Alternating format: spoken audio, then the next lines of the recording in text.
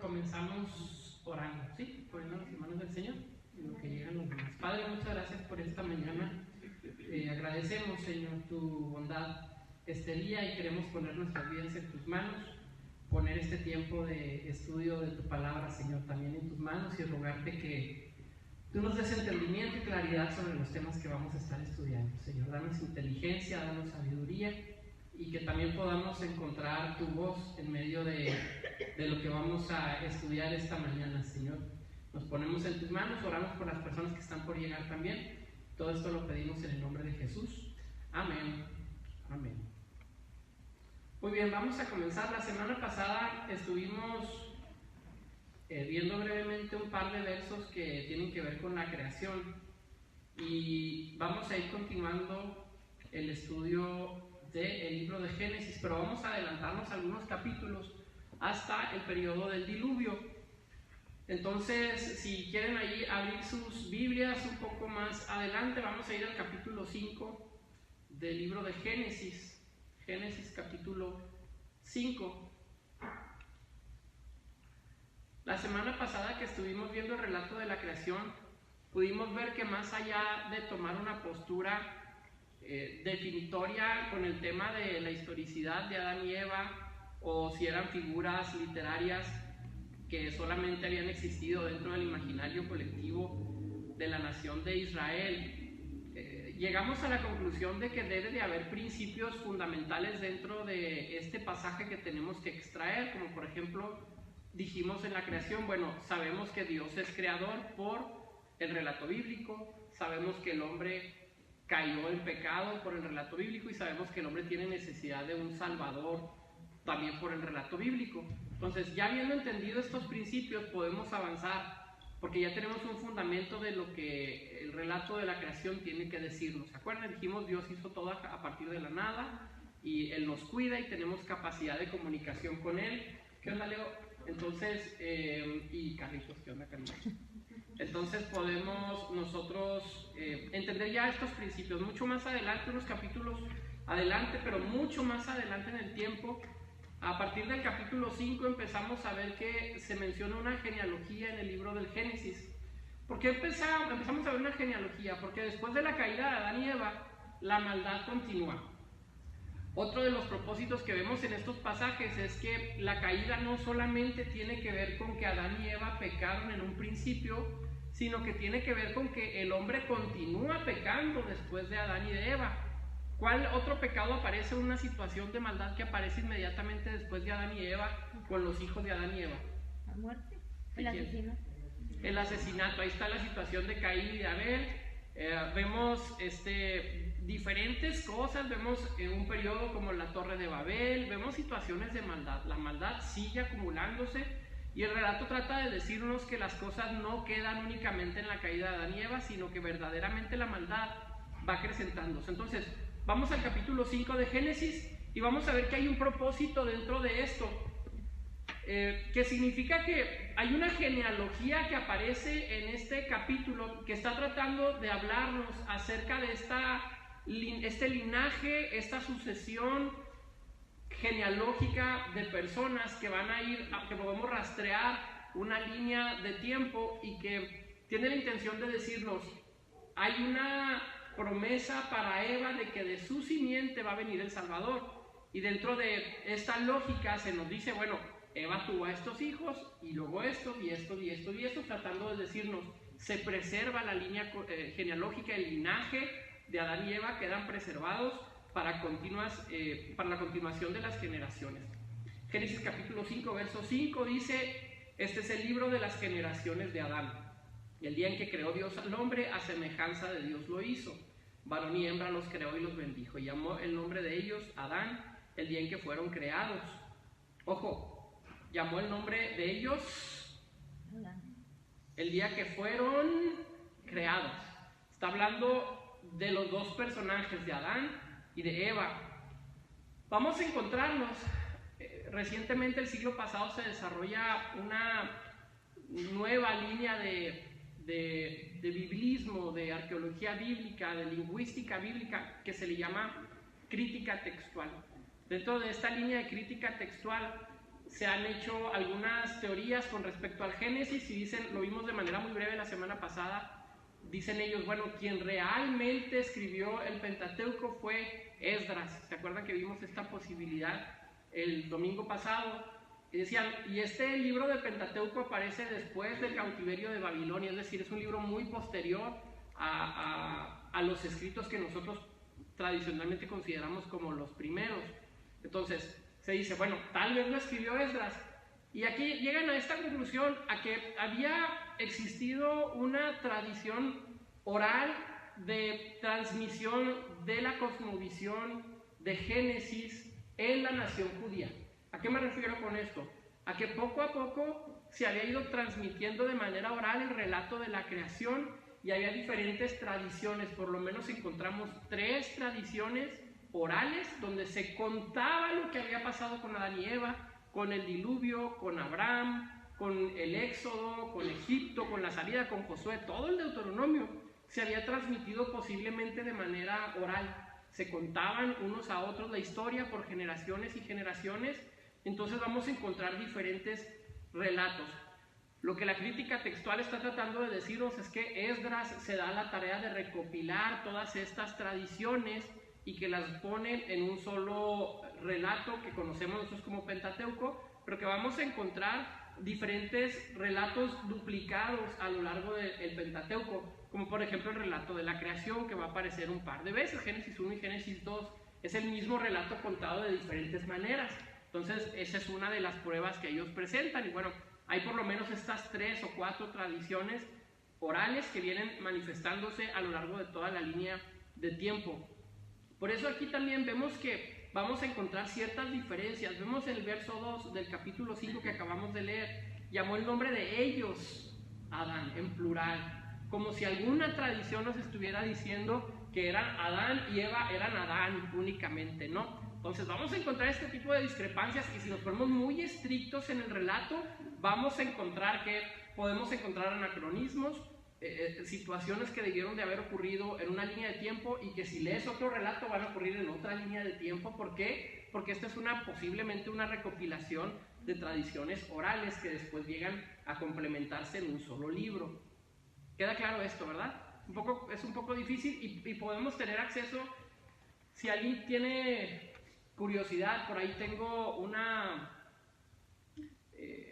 un estudio donde se separan las posibles narrativas del Génesis en las diferentes tradiciones, la sacerdotal, la yavista, la elohista, las diferentes tradiciones, y nos dice Génesis tal, 5:14 pertenece a esta tradición, Génesis 8:15 pertenece a esta tradición, y empezamos a ver nosotros, podemos ver la dinámica oral ahora de manera escrita, pero dividida en sus 4 tradiciones. Son teorías únicamente, no podemos estar seguros de esto, pero podemos encontrarnos de este tipo de curiosidades en el libro de Génesis, como el verso 2. Verso 3, y vivió Adán 130 años y engendró un hijo a su semejanza, conforme a su imagen, y llamó su nombre Set. Luego comienza la maldad del hombre. Vemos que antes del diluvio los hombres vivían muchísimos años. Encontramos desde aquel hombre que vivió 365 años, que fue el famoso Enoc, de quien se cuenta que existe un libro de Enoc. Hay quienes hablan de 4 versiones del libro de Enoc. El libro de Enoc es mencionado en el Nuevo Testamento como parte de un linaje de profetas. Entonces el mismo Nuevo Testamento da testimonio de que verdaderamente hay un libro que escribió Enoc. ¿Cuál Enoc? No sabemos. Dice el libro de Enoc, o sea, a lo mejor era Enoc Sánchez, ¿no? El que vivía ahí a la vuelta de la esquina, pero por lo menos el Nuevo Testamento dice, había un Enoc y escribió y profetizó. Entonces vamos a encontrar que antes del diluvio los hombres vivían muchos años. Por poner un poco en contexto, el papá de Abraham vive alrededor de 200 y cacho de años. Entonces a veces pensamos en Abraham ya como viviendo dentro de nuestra línea de vida, pero vemos que aún el papá de Abraham todavía vive muchísimos años. Entonces vivían desde 365 que se menciona Enoc hasta 969 años, la persona que muere más vieja en este periodo del Génesis. ¿Cuáles eran las condiciones? ¿Por qué podemos pensar que se daban estas condiciones de vida de años?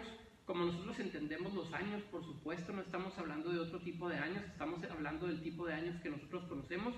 Posiblemente el pecado de Adán y Eva todavía no había permeado totalmente a las generaciones en ese tiempo. ¿A qué me refiero? Ahorita se hacen estudios y se hacen muchos análisis sobre la genética. Existe un personaje que se llama Francis Collins, que en algunas ocasiones lo hemos mencionado.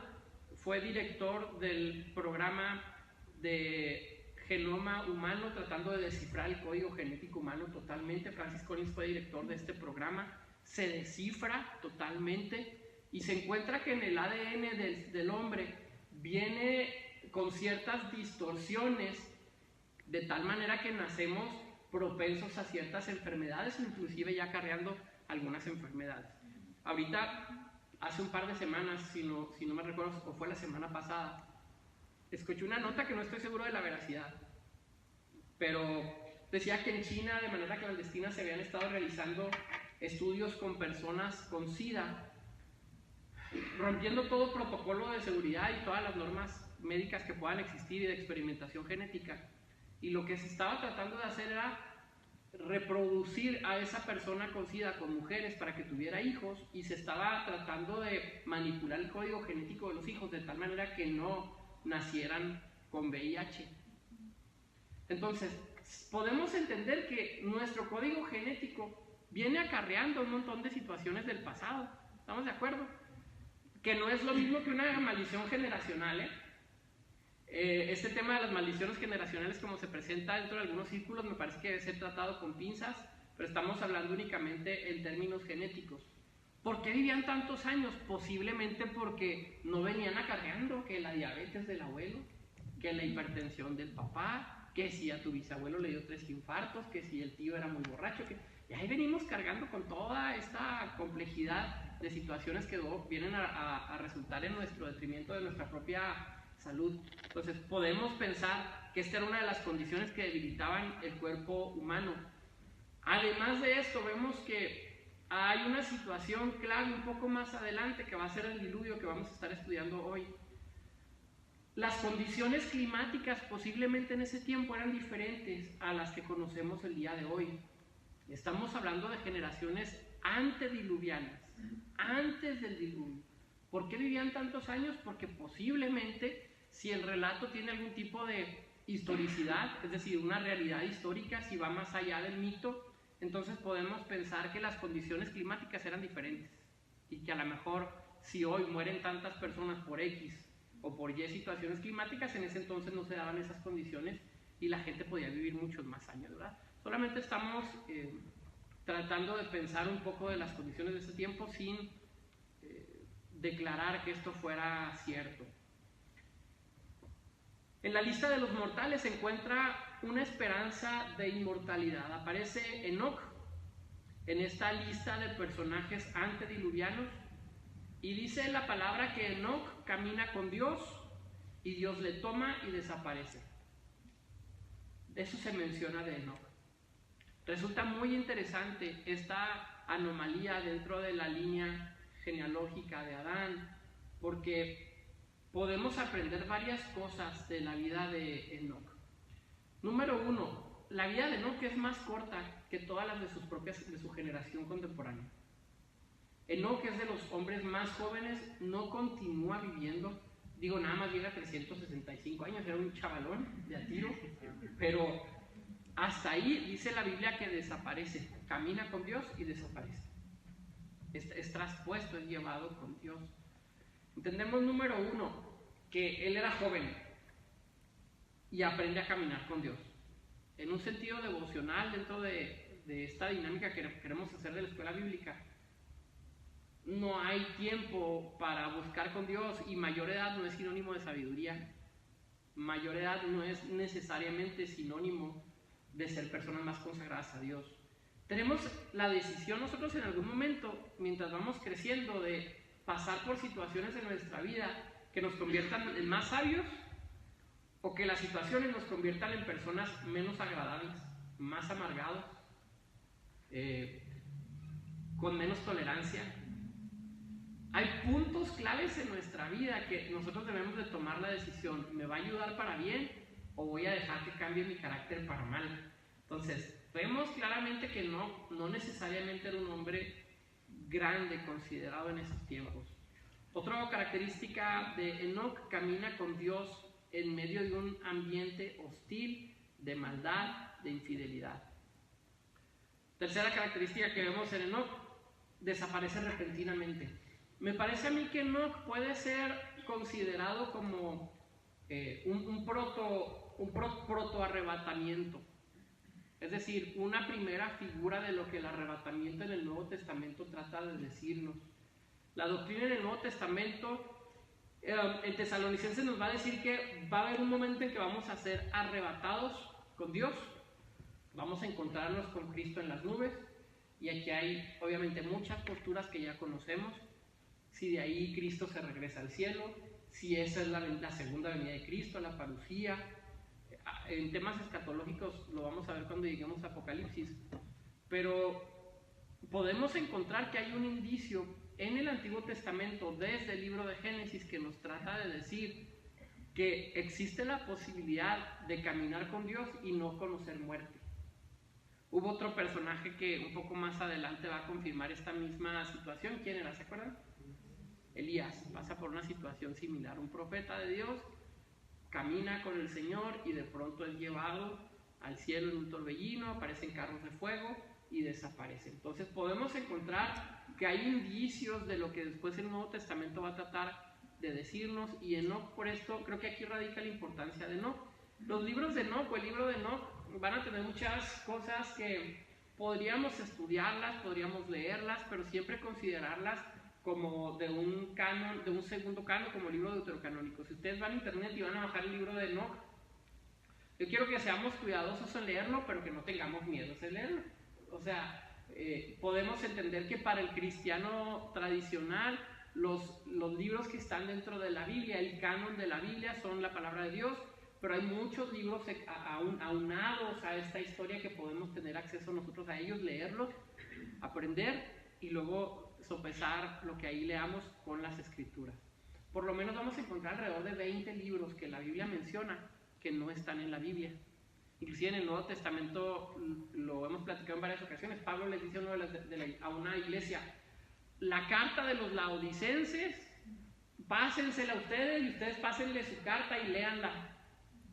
Esa carta no la tenemos, nunca se ha encontrado, no sabemos cuál es, pero sabemos que Pablo escribió una carta a los de la Odisea que trae instrucciones igual que las trae la carta a los romanos y a los corintios y a los efesios, etc. Y por lo menos va a haber 20 cartas, 20 libros mencionados por la Biblia que no encontramos en la Biblia. Entonces podemos de alguna manera leerlo. Continúa entonces más adelante en el capítulo 6 de Génesis la corrupción de la humanidad y el dolor divino, vamos a llamarle de esta manera. Se da una circunstancia muy controversial en el capítulo 6, versos del 1 al 8.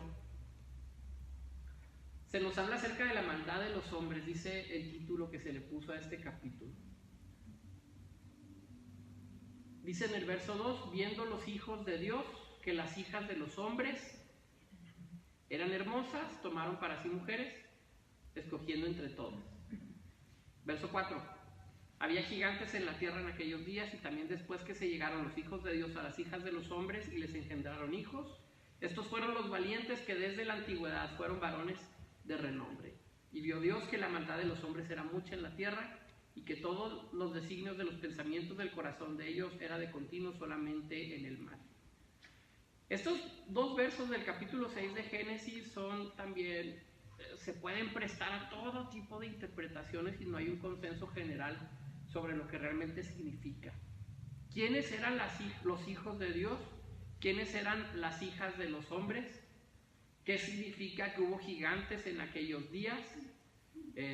También después que se llegaron los hijos de Dios a las hijas de los hombres, les engendraron hijos. ¿Quiénes eran estos hijos? Pues vamos a soltar la imaginación ahorita, y el que le guste Dross o quien le gusta en YouTube, las teorías de conspiración en YouTube, ¿alguien tiene alguna teoría sobre quiénes eran los hijos de Dios y las hijas de los hombres? Sí. Es una teoría, ¿verdad? Una idea, pero una idea de cómo salió la película, que también no salió bien la película de Noé.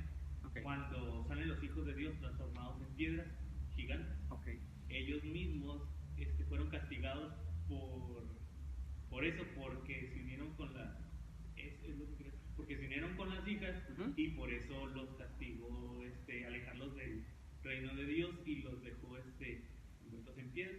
Ok. Bueno, ¿alguna otra teoría?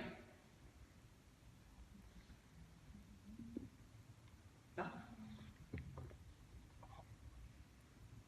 Luego no quiero que en Facebook lo anden platicando allá, o sea, aquí es el lugar para hablar de estas cosas, ¿eh? La típica teoría es esa, ¿verdad? Los hijos de Dios, refiriéndose a demonios posiblemente, los hijos caídos, los ángeles caídos de Dios, vienen y tienen relaciones sexuales con las mujeres de la tierra, y de ahí se engendran personas híbridas. Menciona el verso 4, y para continuar con esta misma teoría, el verso 4 dice que había gigantes en la tierra, y dice algo muy interesante. También después llegaron a ser, había gigantes en la tierra en aquellos días. Estos fueron los valientes. Otra versión dice, estos fueron los héroes, que desde la antigüedad fueron varones de renombre. Hay gente que dice, bueno, esto es parecido a la mitología griega. Los dioses vienen a tener relación con las mujeres, ¿y qué se da como consecuencia? ¿Cómo? Semidioses. Y ahí aparece Hércules y todos los demás, que son híbridos entre seres espirituales y seres humanos, y la Biblia parece que nos está hablando de este tipo de personajes. Entonces, curiosamente no hay un consenso sobre lo que realmente significa. La otra teoría va a decir, los hijos de Dios y las hijas de los hombres tiene que ver con los que aquellos hijos de Dios eran las personas que todavía obedecían a Dios, y las hijas de los hombres eran las mujeres paganas, y de ahí tienen hijos. Lo cierto es que la Biblia no nos da mayor información, pero a lo largo de toda la historia de la iglesia se ha discutido este tema. Hay algunos personajes, por ejemplo, dentro de la historia de la iglesia, como Eusebio de Cesarea, Justino Mártir, Clemente de Alejandría, Orígenes, Tertuliano, Ireneo de León, Atenágoras de Atenas. Todos ellos se inclinaban a favor de ¿qué teoría creen ustedes? Ellos pensaban que los hijos de Dios eran ángeles caídos. Es una lista importante, tiene peso teológico. ¿Quiénes eran? Eusebio de Cesarea, Justino Mártir, lo estudiamos en Historia de la Iglesia, Clemente de Alejandría, Orígenes, el superestrella de los primeros siglos de la Iglesia cristiana, Tertuliano, un gran defensor de la fe, abogado, un hombre racional, Ireneo, Atenágoras de Atenas. Todos ellos vinculaban a los hijos de Dios con ángeles caídos.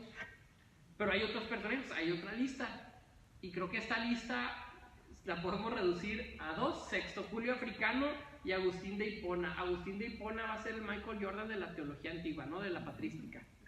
Entonces, es muy interesante que por lo menos la Iglesia Católica, siendo fundamentada por la teología de Agustín, mucha de la teología católica está basada en la teología de Agustín. Ellos se inclinan por la interpretación de Agustín, que tiene que ver con que los hijos de Dios son personas, hombres naturales que seguían a Dios, que eran justos, que vivían vidas piadosas, y que las hijas de los hombres eran mujeres malas, paganas, alejadas de Dios. Entonces, por lo menos la Iglesia Católica toma esta postura dentro de estas dos que existen. Sí. ¿Puede ser otra teoría que sea una explicación mística hacia un fenómeno que ellos tienen el conocimiento suficiente para explicar? Por ejemplo, que le gusta decir, ¿no? Que como le dieron una flecha en el talón, dijeron, a lo mejor surgió una teoría de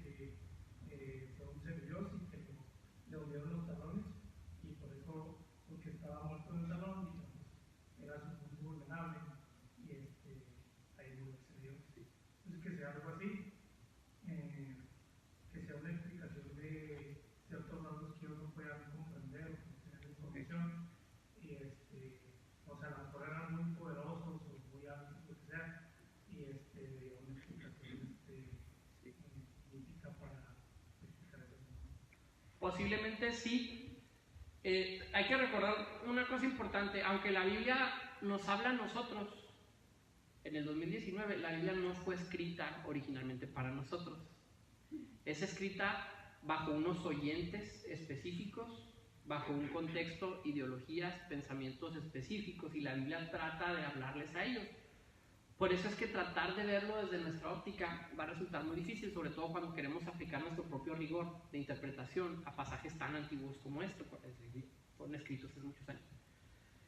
Lo que propone, lo que dice Isra, bueno, son interpretaciones de fenómenos que ellos no pudieron explicar de otra manera. Es posible que sí. Lo que yo pensaría es que estos fenómenos y el principio bíblico no necesariamente tienen que estar peleados. Es decir, no tenemos que hacer una falsa dicotomía en decir, o es una explicación meramente natural o es totalmente sobrenatural y ocurrió esto. En la Biblia nos encontramos en muchas ocasiones con eso. Por poner otro ejemplo, el tema del Mar Rojo cuando se abre. ¿Se acuerdan que Moisés sale de Egipto y se abre el Mar Rojo? Hay personas que dicen, bueno, esto puede tener alguna explicación natural, por medios naturales, bajo las condiciones climáticas, el lugar donde se encuentra, la temporada del año, etc. Y dicen, sí se puede explicar, y otros dicen, no, fue Dios. La respuesta es, no tiene por qué ser uno u otro. Puede ser Dios, no tenemos que crear una falsa dicotomía, un falso dilema. Puede ser Dios el que hubiera provocado, puede ser Dios el que en medio de toda esta circunstancia de fenómenos naturales hubiera permitido X o Y circunstancias. Entonces, sí puede ser que sí, y creo que es bueno que nos acerquemos bajo la postura que menciona Isra, que entendamos que posiblemente había otras explicaciones, y si pudiéramos indagar, tal vez ellos estaban tratando de explicar algunas cosas como lo hicieron todas las culturas en todos los pueblos, ¿no? Tratar de explicar la lluvia, tratar de explicar los ciclos de las temporadas del año, tratar de explicar todo esto. Siempre se fueron creando. Hay una, de lo que habla C.S. Lewis, por ejemplo, él habla acerca de las religiones del trigo. Hay una característica en muchas religiones de todos los tiempos donde se levantan dioses, vida, muerte, ángeles, bondad, maldad, en base al ciclo natural del trigo. El trigo muere, desaparece, luego vuelve a aparecer y trae vida. Entonces todas las estaciones del año también fueron formando el pensamiento religioso en los pueblos antiguos, y de ahí se crean un montón de religiones. Entonces tratar de explicar una cosa con otra, pero creo que no podemos estirarlo al punto de crear un falso dilema. ¿Algún otro comentario? Un poco más adelante,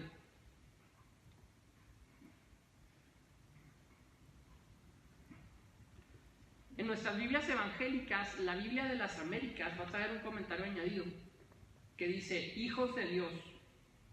Algunos sugieren que esta expresión se refiere a seres angélicos y que Judas 6 se refiere a este suceso, así como 1 de Pedro 3, 19 y 20 y 2 de Pedro 2, 4. Pero si los ángeles no se casan, ¿se acuerdan que Jesús lo dice en Mateo 22, 29? Sería difícil que aquí hijos de Dios se refirieran a ángeles. Algunos consideran que los hijos de Dios son los hijos de Set y que las hijas de los hombres son las hijas de Caín. Así que la diferencia entre los del Dios y de los hombres es una de piedad, de rectitud, y no de una de superhumanos en contra de humanos. Esto dice la Biblia de las Américas.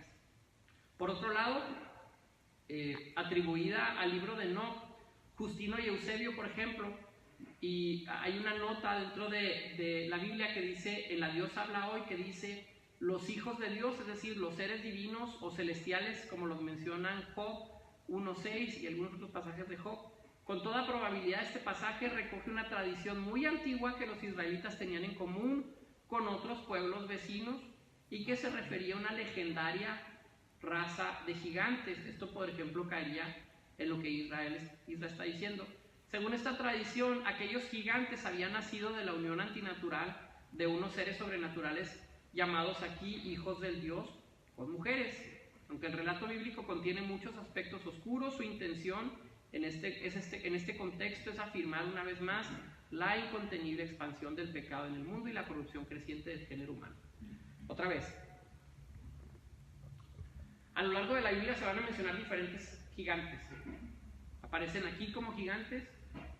Más adelante, ¿se acuerdan cuando van a tomar la tierra prometida y van Josué y los dos espías a revisar la tierra que iban a poseer? Y regresan y dicen, somos como langostas delante de ellos, somos unos enanitos y ellos son todos gigantes. Para los propósitos que tenemos de la escuela bíblica, lo que menciona la Biblia de Dios habla hoy como comentario al final me parece lo más acertado. ¿Cuál es el principio que extraemos de ese pasaje? ¿Qué nos quiere decir la Biblia a nosotros? ¿Qué aplicación podemos tener nosotros de la Biblia para nosotros hoy? Lo acabamos de mencionar, que la maldad se había extendido por todo el mundo.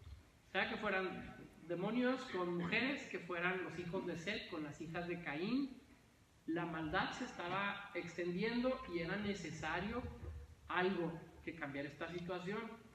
Ahora, un poco más adelante va a aparecer Noé, que creo que no nos va a dar tiempo de estudiarlo hoy, pero hay personas que, siguiendo esta teoría de linaje corrompido, de personajes híbridos, en este pasaje capítulo 6 de Génesis, donde están personas nacidas de estos dos seres angélicos demoníacos con mujeres que se convirtieron en hombres de mucha fuerza, héroes, etcétera, gigantes. Hay personas que dicen, Dios tuvo que limpiar, una vez más hablando de código genético, el linaje que se había corrompido. A Dios no le interesaban híbridos. ¿Por qué? Porque la promesa para Eva es que de su simiente había de venir el Cristo, y el Cristo tenía que mantener su linaje puro. El Cristo no podía venir de un linaje contaminado. Entonces, es posible que esta teoría nos sugiera esto, que tal vez se contaminan, ya sea que tomamos la que a usted más le guste, si usted es más seguidor de Mundo Desconocido en YouTube, o si a usted le gusta más la postura tradicional, por ejemplo la Iglesia Católica. Lo que la Biblia está tratando de decirnos es que la maldad seguía extendiéndose y que Dios iba a tener que poner un alto a esta situación por algún medio. ¿Estamos de acuerdo? Ok.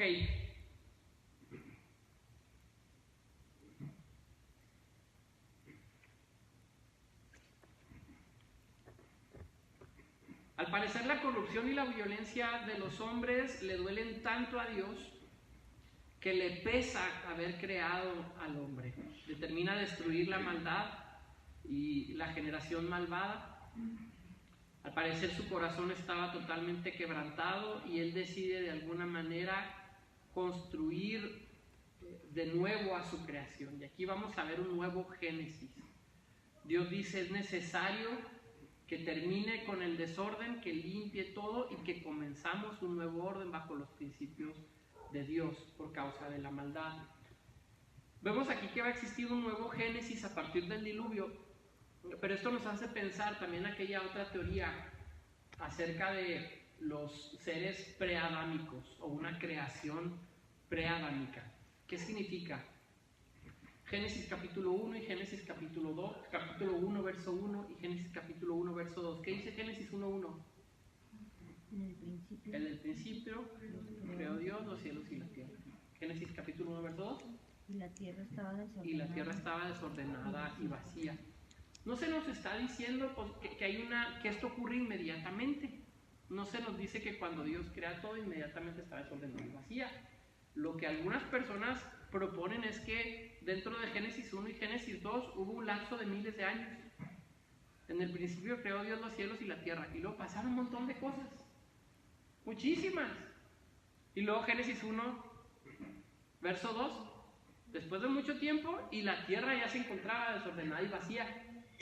Entonces, hay algunos que proponen de una creación preadámica. Antes de Adán, Dios había creado ya, había hecho una creación, y ¿qué había pasado con ellos? Su maldad había crecido. A quienes dicen, bueno, en este momento cayeron los ángeles, fue en este periodo de la caída de los ángeles, fue este periodo donde la maldad se empieza a dar. El argumento que se utiliza va a ser, Dios no crea desorden, Dios es un Dios de orden. Entonces, ¿cómo es que la tierra estaba desordenada si Dios es un Dios de orden? Si Dios hubiera creado algo, lo hubiera creado con orden. Y dicen ellos, alguien tuvo que haberlo desordenado. Entonces, de ahí se supone que hubo una creación preadámica que, ojo, Dios tuvo que destruir de alguna manera. Y aquí se menciona dentro de algunas interpretaciones de estos pasajes que Dios lo hizo por medio de otro diluvio. Y por ahí puedes encontrar alguno que otro verso. Yo no soy partidario de esta teoría, pero ahí puedes encontrar alguno que otro verso en alguno de los profetas donde al parecer se menciona que Dios trajo un diluvio preadámico y otra vez destruyó a toda la humanidad de cero, y luego crea a Adán y luego crea a Eva. ¿Y qué pasa? Otra vez empieza a caer en pecado, y luego viene el diluvio de Noé. Entonces, vamos a encontrar que al parecer el relato de Génesis nos está hablando de diferentes circunstancias de pecado y de maldad. Esto invalidaría la inteligencia, la prudencia, la sabiduría de Dios. Me parece a mí que no. Me parece que la Biblia sigue diciéndonos que el hombre es malo aunque se le den muchas oportunidades. Por el contrario de invalidar la inteligencia y la capacidad de Dios para hacer una creación buena, la Biblia con toda claridad nos dice el hombre es malo y por eso se necesita un Salvador. Recordemos que la Biblia tiene propósitos soteriológicos de salvación, tiene propósitos de mostrarnos la necesidad de un Salvador. Es el principal mensaje que nos trae la Biblia. Entonces cualquiera podría pensar, ya vas en la tercera, Dios, y todavía no lo haces bien. No, no es el punto. El punto es que veas que te dan oportunidad y oportunidad y oportunidad y sigues haciendo malas cosas. El Nuevo Testamento va a estar repleto de este argumento. Se le dio la oportunidad al hombre de hacer las cosas, se le da una ley, se le da una instrucción y lo hace cada vez peor, de tal manera que queda demostrado que la única manera de salvación tiene que ser por medios divinos, bajo la gracia de Dios y bajo un hombre que pueda demostrar que puede vivir conforme a los mandamientos del Señor, que va a ser Cristo, el hombre perfecto y el Dios verdadero habitando entre nosotros. Entonces, podemos ver que se vuelve a dar esta situación de diluvio. ¿Preguntas, comentarios hasta aquí? Vamos a continuar entonces. Génesis capítulo 6 del verso 9 al 22. Se le da la instrucción a Noé de construir un arca. Dentro de toda esta situación de maldad en la tierra hay una luz, hay una esperanza, donde Dios decide tomar a un hombre dentro de toda la tierra y darle algunas instrucciones muy claras sobre algunos temas. Noé se va a destacar en la Biblia como uno de los más cabales hombres de Dios. Solamente él entre sus contemporáneos halló gracia y favor de Dios en forma personal. Entabló una amistad con Dios y disfrutó de la comunión divina. Capítulo 6, verso 9 se nos dice que él era justo y era perfecto. Una persona de conducta intachable, de integridad moral, espiritual, en medio de una generación perversa. Finalmente, era un predicador de justicia. Segunda de Pedro capítulo 2, verso 5 nos dice que él pregonaba justicia. El secreto de su carácter y constancia se encuentra en su diario andar con Dios. Dentro de toda esa maldad y segunda aplicación importante, práctica y devocional para nuestras vidas, no importa si estás rodeado de toda la maldad, por medio de Cristo, ahora en los tiempos que estamos, podemos tener amistad con Dios. Verdadera amistad y comunión con Dios. Esta semana el Señor me recordó eso en mi caminar con el Señor, y de alguna manera me hacía saber que el Señor no estaba tan interesado ni en el ministerio, ni en los logros, ni en las cantidades. Estaba interesado en Aarón. Nosotros nos proponemos muchas metas, pero Dios está interesado en ti, en tu amistad. Y por supuesto esta amistad no tiene que ver únicamente, y no es, de ninguna manera con una amistad de compinche, ¿no? De ser amigazos y de perder respeto, de sumo respeto, de mucha reverencia, porque sigue siendo Dios. Yo tengo conflicto a veces cuando oramos a Dios como si fuera el otro miembro de la casa, y digo, pues Dios, es mucho más grande, y aunque se haya hecho hombre, y aunque se hace nuestro amigo. Por cierto, una de las grandes revelaciones de Jesús es esa. Noé se hace amigo de Dios, a Moisés se hace amigo de Dios, Abraham se hace amigo de Dios. Ojo, no estoy hablando siervo, no estoy hablando un adorador, no estoy hablando un ministro, no estoy hablando un apóstol.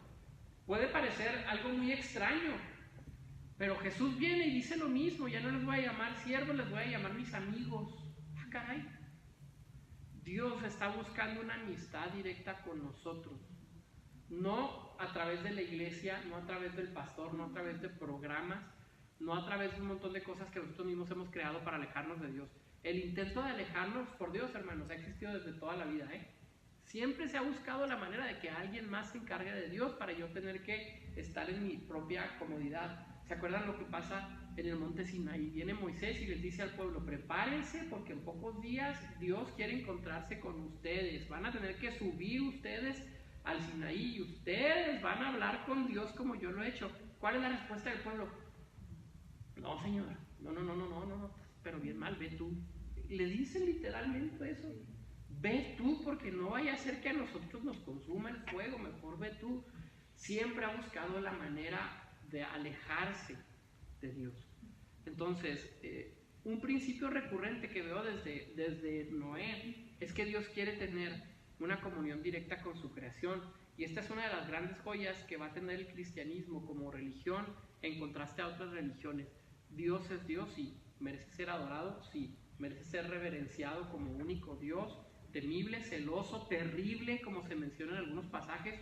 Dios es terrible, sí, pero con todo y eso quiere tener una amistad con nosotros directamente.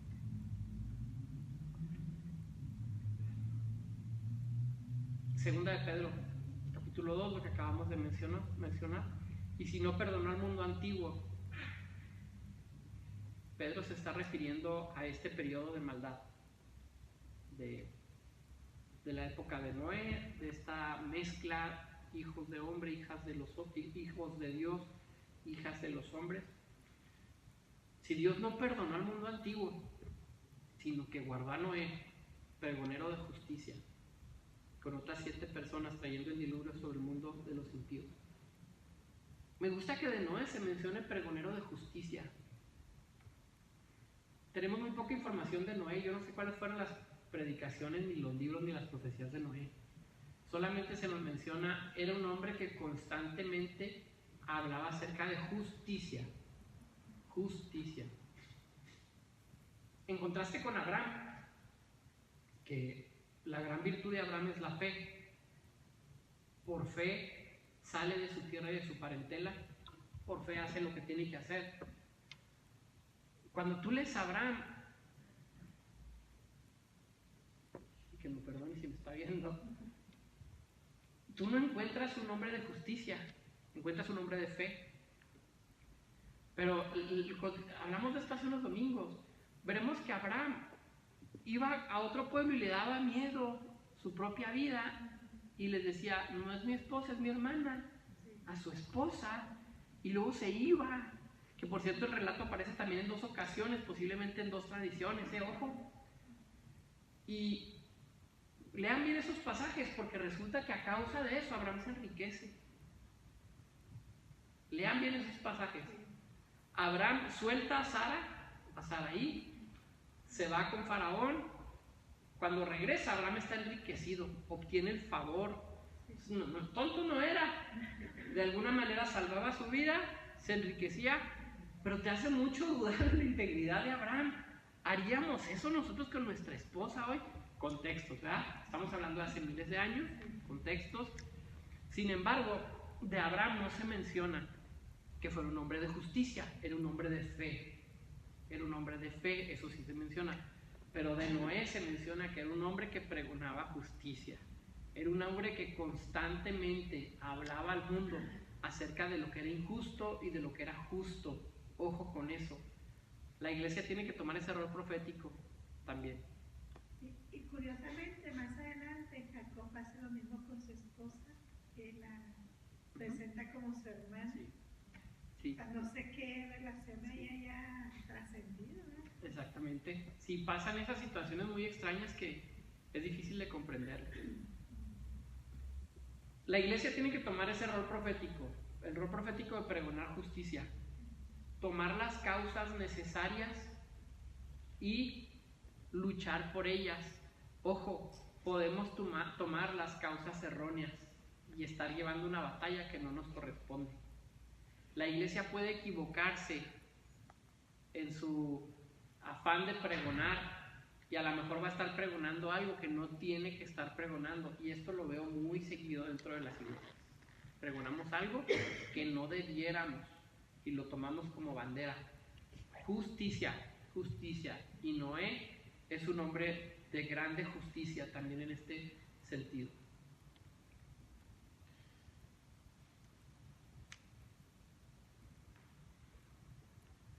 Dios le va a revelar a Noé su plan para destruir a toda la raza corrupta y salvarlo a él, a Noé, junto con su familia. Y por esta causa, por salvarles a ellos, va a salvar también a toda la humanidad. ¿Cuál humanidad? Bueno, podemos decir a la que no estaba corrompida, a la que no estaba en pecado, o podemos llevarlo al otro caso de decir, bueno, era una humanidad no híbrida, por utilizar ese lenguaje. Noé entonces vendría a convertirse en el segundo padre de la creación. La promesa de Dios para Noé es: voy a destrozar a todo. Entonces podemos pensar que Noé viene a convertirse en un segundo padre, un nuevo Adán, un nuevo personaje del cual se va a poblar la tierra. Según ciertos cálculos, el arca va a tener alrededor de 135 metros de largo, 22 metros de ancho, 13 metros de alto, más o menos correspondientes a un transatlántico moderno. Algunas personas calculan que tendría capacidad como para unas 7,000 especies de animales, y se supone que los animales tendrían que estar hibernando, no despiertos, hibernando. Noé pasa alrededor de un año en el arca, no es poco tiempo, dura mucho tiempo, y surgen toda clase de preguntas: la comida, el baño, chorro, hay cuántas especies cupieron, entraron dinosaurios, entraron dinosaurios, o sea, se presta a todo tipo de cosas. Una vez más, el mismo principio, estamos leyendo Génesis, no entra en detalles porque para sus originales lectores y sus primeros escritores no tienen la intención de hablarnos de detalles, tienen la intención de decirnos lo que necesitamos saber. El que nosotros hagamos un cálculo ahorita nos habla de las dimensiones posiblemente del arca, pero el principio va a ser el mismo. Hay maldad, Dios quiere borrar con la maldad, Dios quiere preservar el linaje, por eso las generaciones en el capítulo 5, Dios quiere preservar la línea de Eva para que pueda venir el Cristo de una línea, de un linaje que no esté contaminado por el pecado. ¿Comentarios? ¿Preguntas? Hebreos capítulo 11, verso 7, se nos habla de los hombres de la fe, y aquí se nos menciona la fe de Noé. Ya dijimos que era un hombre justo, pero también se nos dice: por la fe Noé preparó el arca. ¿Por qué por la fe? Porque no había caído lluvia, no se esperaba jamás que hubiera un diluvio en ese sentido. Se le estaba pidiendo que hiciera algo que iba en contra de lo que él siempre había experimentado. Ahí se prueba la fe de Noé y él decide actuar en consecuencia de su propia fe. La palabra de Dios va a ser la única garantía de que se produjera ese diluvio. Era un proyecto muy grande, era un proyecto de mucha duración construir el arca, almacenar los alimentos necesarios, tener toda la logística necesaria, juntar a todas las especies, ¿se acuerdan de 2 en 2? Los animales puros son 7 pares, no solamente es un par. Era una tarea bastante grande para ese entonces. Pero posiblemente, entre tanto que Noé construía la nave, es posible que Noé se dedicara a la predicación y a pregonar la justicia de lo que nos está hablando Pedro. Pero nadie hace caso, no hay respuesta de la humanidad y entonces vienen las consecuencias que ya conocemos y que vamos a ver la semana que entra en la siguiente clase. Capítulo 6, verso 22 y capítulo 7, verso 5 del Génesis. Noé hizo conforme a todo lo que le mandó Dios. ¿Comentarios, preguntas o acabamos?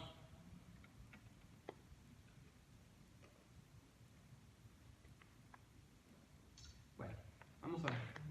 Señor, muchas gracias por este tiempo, Señor. Por tu palabra que queremos aprender, que queremos conocer, que queremos acercarnos a ella cada vez más y entenderla mejor, Señor. Hay muchas cosas que no entendemos, pero los principios que están ahí sí podemos entenderlos. Hay muchas cosas que se pueden escapar de nuestra vista, de nuestra capacidad de investigación, etcétera, pero podemos entender los principios que están ahí. Hay maldad en el hombre y hay una necesidad clara de un Salvador.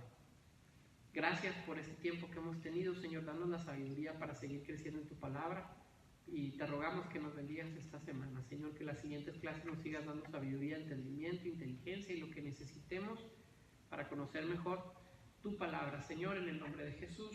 Amén.